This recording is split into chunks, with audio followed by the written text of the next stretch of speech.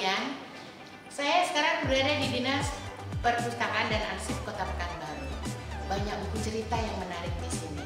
Kalian bisa datang ke perpustakaan, namun sayang sekali karena sekarang sedang masa COVID-19, kalian tentu harus di rumah. Tapi jangan khawatir, kalian bisa mengunjungi Pekanbaru. Banyak buku cerita di sana. Nah, salah satunya yang akan saya bacakan kisah-kisah hewan dalam Al-Quran. Karena sekarang bulan Ramadan kan? Baik, silakan menunggu.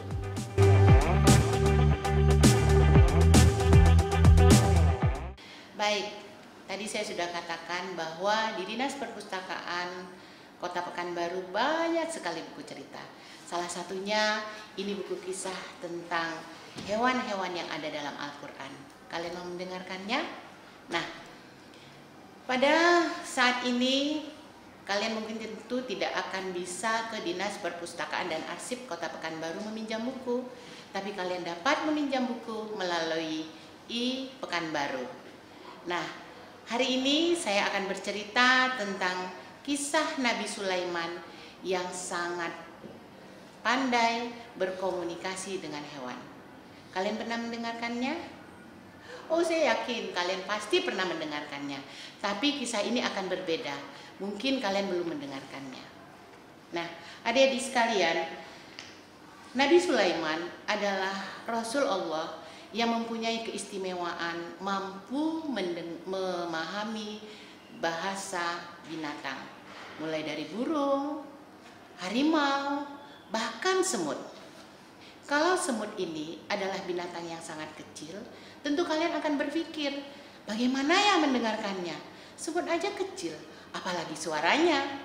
Nah, itulah keistimewaan Rasul kita, Nabi Sulaiman Shallallahu Alaihi Wasallam. Beliau mampu mendengarkannya. Kisah ini diceritakan pada saat Nabi Sulaiman sedang duduk di tepi sebuah danau. Pada saat itu, di senja hari, Nabi Sulaiman duduk di tepi danau, menikmati alam yang indah. Gurun pasir, bukit-bukit, gemerisik suara air, dan siulan burung-burung. Sambil duduk-duduk santai di pinggir danau, beliau heran melihat seekor semut sedang berjalan menuju air. Biasanya semut kan takut dengan air. Ini kok semut secara perlahan dilihatnya membawa sebiji gandum berjalan menuju air. Nabi Sulaiman tidak menegurnya, tapi hanya terus melihat dan mengamati.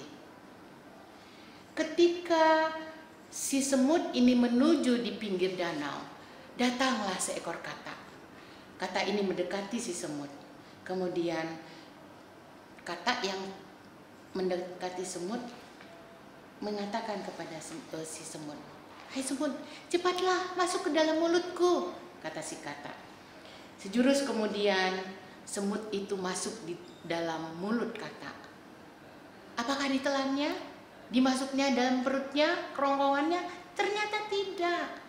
Semut ini masuk ke dalam katak, lalu si katak dalam mulut katak lalu meluncur ke dalam danau. Berenang kataknya ke dalam danau. Meluncur ke dalam danau, ternyata semut yang di dalam mulut katak itu kan tidak melihat apa-apa. Siapa perantaranya? Ya, mata si katak itu. Nabi Sulaiman hanya melihat dari tepian danau. Apa yang mereka lakukan di dalam?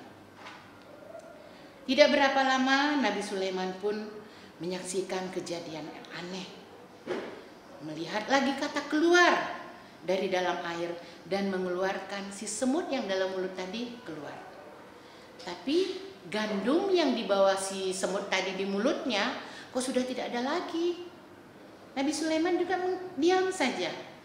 Lalu dilakukan kembali oleh si semut, ambil sebiji gandum, masuk lagi dalam mulut katak, lalu masuk ke air danau.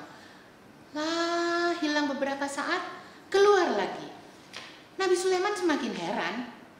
Lalu dia bertanya, "Wahai semut, apa yang telah engkau lakukan selama berada di dalam mulut katak tersebut?" Si semut bercerita, apa sebenarnya yang dilakukannya. "Ya Nabiullah, Sesungguhnya di dalam danau itu ada sebuah batu yang cekung dan berongga. Di dalamnya terdapat seekor cacing yang buta. Cacing itu tidak bisa keluar dari cekungan batu untuk mencari penghidupannya. Dia tidak bisa mencari makannya. Lalu sesungguhnya Allah telah mempercayakan kepadaku urusan rezeki cacing itu kepadaku. Dan itu adalah perintah Allah. Oleh karena itu, aku membawakan rezekinya dan Allah telah menguasakan kepadaku. Sehingga katak ditugaskan untuk membawaku hingga ke dasar danau untuk memberikan makanan kepada si cacing tadi. Sesampai di batu berongga tadi, kata itu akan meletakkan mulutnya di depan rongga batu yang berlubang tadi. Kemudian aku pun masuk ke dalam rongga batu tadi. Aku tidak keluar dari batu itu sehingga aku bisa selamat. Setelah itu aku antarkan rezeki yang diperintahkan Allah itu kepada mulut cacing. Mendengar panjang lebar cerita si semut, Nabi Sulaiman bertanya, "Apakah engkau mendengar cacing itu bertasbih?" Tanya Nabi Sulaiman. "Ya benar, cacing itu bertasbih dengan mengucapkan kalimat, Ya man la yansani fi jawfi hazihi birizkika la tansa ibadakal mu'minina birahmatik." Yang artinya, wahai zat yang tidak melupakan aku di dalam danau yang dalam ini dengan rezekimu, janganlah engkau melupakan hamba-hambamu yang beriman dengan rahmatmu. Dengan demikian, Allah memerintahkan semut untuk mengantarkan rezeki kepada si cacing. Siapa perantaranya? Adalah katak. Maka si katak dan semut ini bersinergi bersama-sama mengantarkan rezeki untuk si cacing. Nabi Sulaiman mengangguk-angguk. Demikianlah adik-adikku sekalian, ternyata rezeki itu Allah berikan kepada siapapun dengan mau berdoa dan berzikir. Jadi pada zaman COVID seperti ini kamu jangan takut nggak bisa makan, nggak ada rezeki. Allah pasti akan rezeki. Yang penting berdoa. Bagaimana dengan sekolah? Saya tidak akan pintar karena di rumah saja. Oh, kamu bisa belajar. Belajar di rumah dengan membaca. Membaca tidak mesti datang ke perpustakaan, kamu bisa datang ke Pekanbaru. Sampai jumpa, terima kasih. Assalamualaikum warahmatullahi wabarakatuh.